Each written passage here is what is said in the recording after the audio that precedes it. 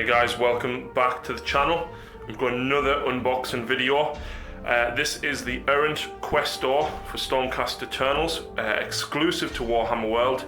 But before we get too into it, I want to give a massive shout out to Shane Sanderson. You've probably seen him posting in a lot of the 40k Ninja Sigmar groups on Facebook.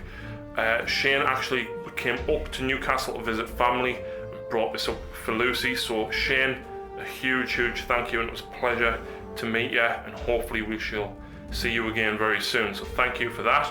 But let's have a closer look at this model. Like I said, it's the first Stormcast without a helmet, and it looks as though they're African American, which is a good shout by GW, because I don't think I've ever seen any models other than salamanders with darker skin. So massive shout out to GW for that. But let's have a look inside, and actually it says here that you get the war scroll included as well, which is brilliant. So let's have a closer look. So there we go. I'm not going to go over the rules in this video, but I'm sure he does quite well. Actually, they're not even the English ones. There's the English ones on the front. But then looking at the instructions, it's not very complicated to put together at all. And like I said in a previous video, I think it might be in the Blood Bowl one, the new instructions by GW are fantastic, because it highlights the part that you're actually using and where to actually apply the glue with those yellow bits as well. And you know what? Let's have a quick look at the model.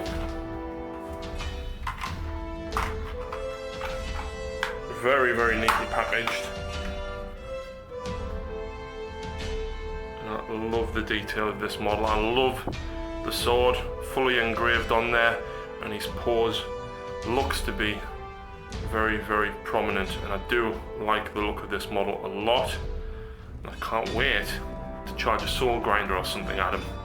So we'll have to see how that goes once Lucy has built and painted. But actually, you know what? Let's have a quick look at his rules. So he's got 5 wounds, 3 up save, 5-inch move.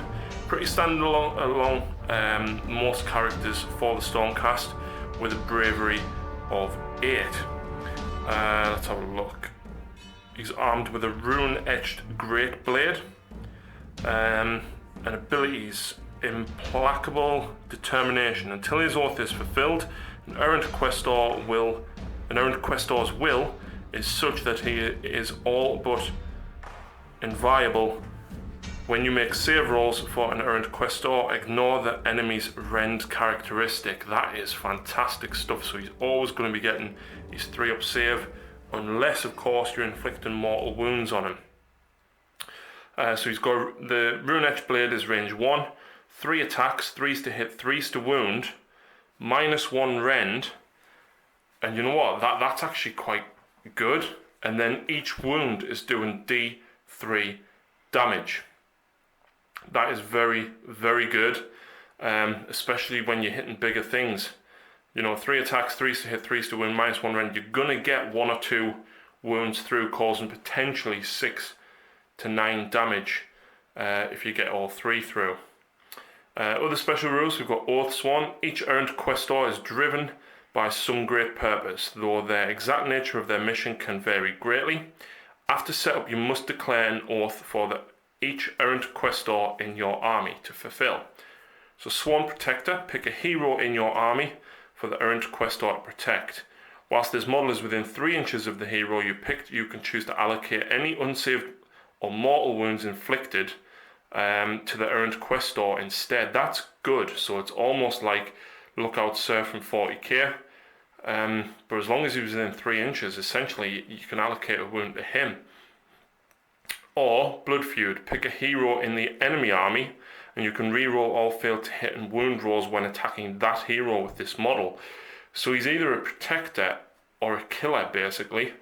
And I think that's really good, especially hitting on 3s, wounding on 3s, re-rolling both of them is phenomenal. And you know, like I said, if you get lucky with those D3s, that's pretty nasty.